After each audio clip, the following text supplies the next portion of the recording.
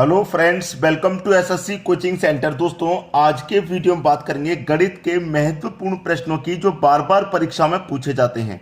तो चलिए स्टार्ट करते हैं। पहला प्रश्न है, किसी संख्या के दो अंकों का जोड़ 9 है। जब 9 को उस संख्या से घटाया जाता है तब अंक अपनी जगह बदल लेते हैं। संख्या क्या है?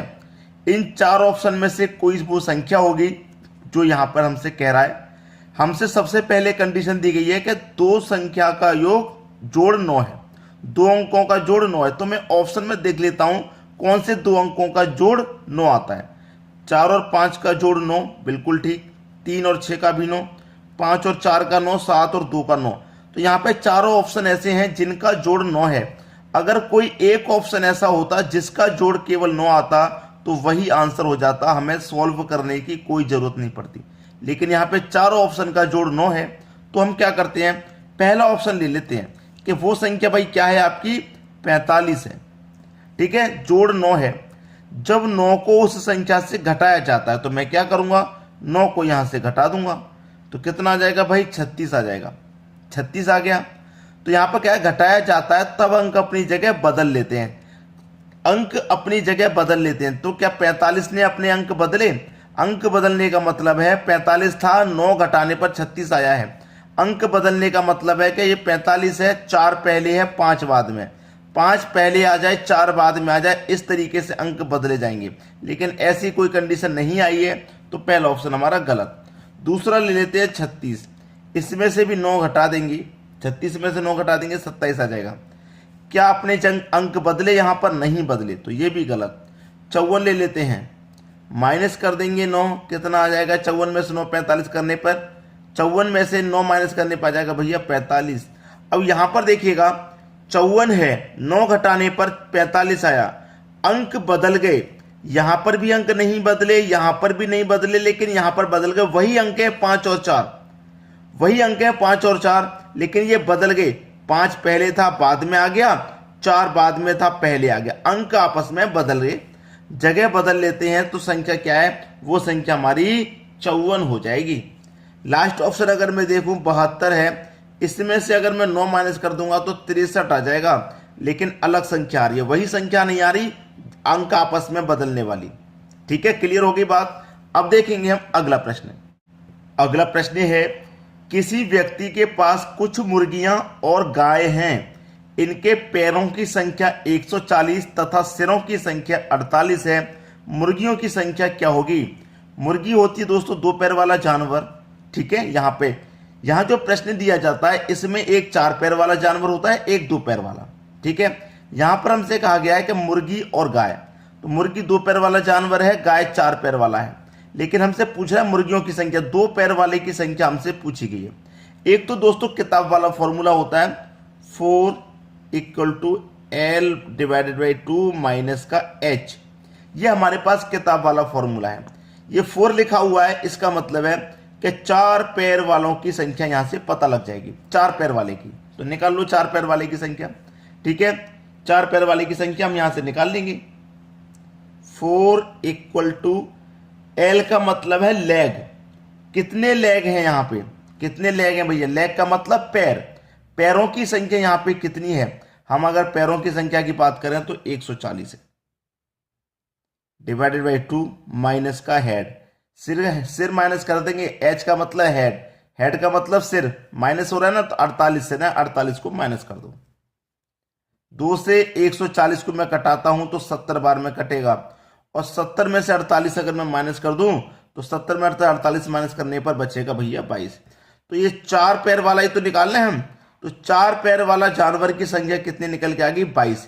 इसका मतलब गाय ही तो है 4 पैर वाला।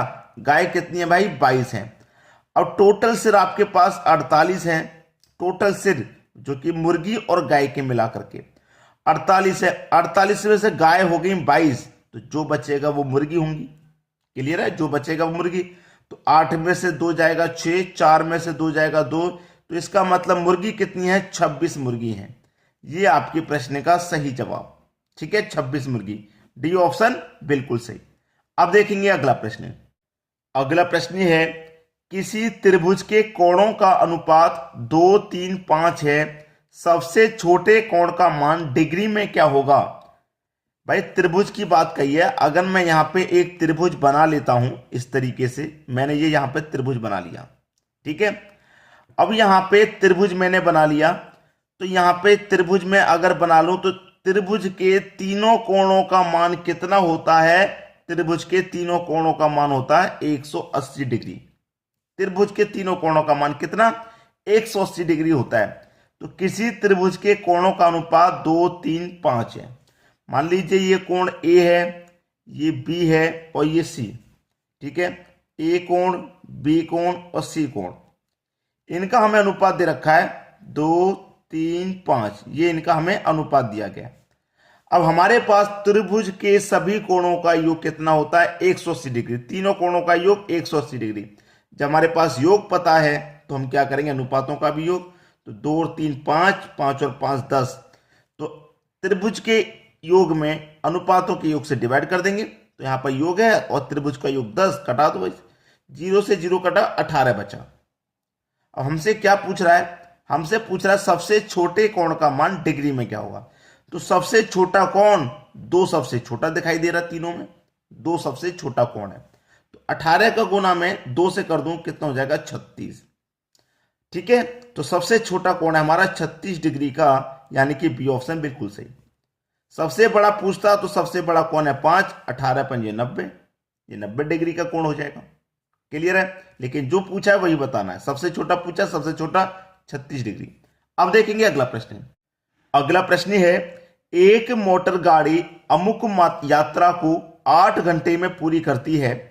वह आधी दूरी को 40 किलोमीटर पर घंटे में और शेष दूरी को 60 किलोमीटर पर घंटे में तय करती है। यात्रा की दूरी क्या है? बहुत बढ़िया प्रश्न है। देखिए यहां पर मैं आपको समझाऊं कि ये कोई दूरी है, ये कोई दूरी है, ठीक है।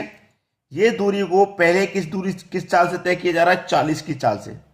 इस दूरी को तय किया जा रहा है 40 की चाल से, ठीक है। और फिर बाद में तय किया जा रहा है 60 की चाल से। बाद में तय किया जा रहा है 60 की चाल से। तो दोनों अलग अलग चाल हो गई। एक ही दूरी को 2 चालों से तय किया जा रहा है, पहले 40 की चाल से और बाद में 60 की चाल से, ठीक है। 8 घंटे में पूरा कर रही है। अब हमसे क्या पूछ रहा है? औसत चाल, ठीक है। औसत चाल हमेशा याद रखना कि एक ही दूरी को 2 अलग अलग चालों से तय करे या फिर 3 बार में तय करे। कभी कभी ऐसा होता है 3 बार में भी तय करता है। पहले चला गया 40 की चाल से, 60 की चाल से वापस आ गया, फिर 80 की चाल से फिर चला गया। कोई कोई प्रश्न ऐसा भी आता है, वो भी हम कराएंगे। आप रेगुलर हमारे साथ बने रहिए। तो यहां पे औसत चाल है, तो औसत चाल का फॉर्मूला क्या होता है? 2x y x plus Y, ये होता है। अब 2 रखना है, x कितना है? 40, y कितना है? 60 बट्टे x और y जोड़ दो, x और y को जोड़ देंगे 100 हो जाएगा। 0 से 0 गया, इस वाले 0 से ये वाला 0 गया, ठीक है। ये दोनों 0 चले गए। अब देखिए 2 चौके 8, 8 6 48, कितना निकल गया भैया? 48। अब यहां पे औसत चाल हमारी 48, ठीक है। औसत चाल 48 निकल के आई है। लेकिन यहां पे इसको मत भूलिए, 8 घंटे में पूरा कर रही है ये। 8 घंटे में, ये तो 1 घंटे का समय हो गया, 1 घंटे का समय हो गया।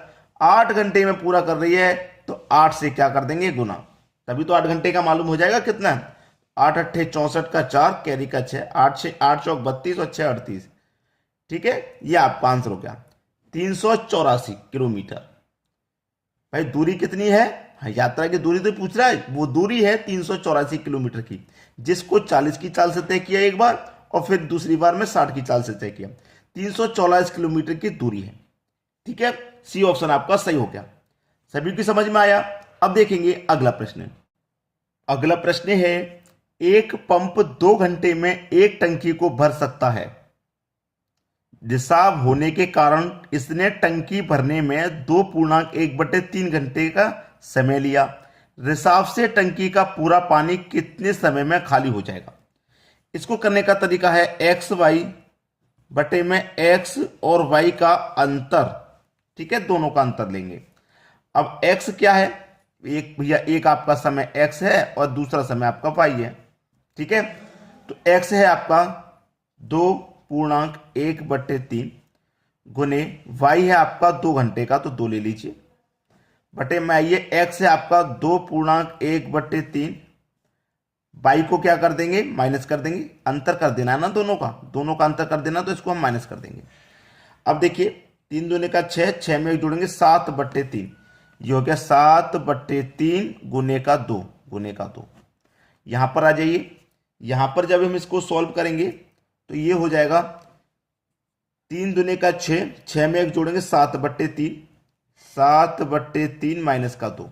ठीक, अब 2 का गुना 7 से कर दीजिए, कितना हो जाएगा 14/3, बटे में आ जाइए। 3 दूने का 6, 6 और 7 का अंतर कितना आ जाएगा 1, तो 1/3 हो गया ये। अब ये क्या है 14, ये वाला जो 3 है ये कहां चला जाएगा, ऊपर गुना में, बटे में क्या जाएगा ये वाला 3 और ये वाला 1। ठीक है, तो 3 ही समझिए, जब 3 ही समझेंगे तो 3 से 3 कट गया, ये 14 आ गया। 14 आपके प्रश्न का बिल्कुल सही जवाब, डी ऑप्शन बिल्कुल सही। तो कैलकुलेशन में कोई गलती मत करना, वरना प्रश्न इतना कठिन ये नहीं है। अब देखेंगे हम अगला प्रश्न। अगला प्रश्न है, एक मालगाड़ी 72 किलोमीटर की चाल से चलती हुई 26 सेकंड में 250 मीटर लंबे प्लेटफॉर्म को पार करती है, मालगाड़ी की लंबाई क्या है।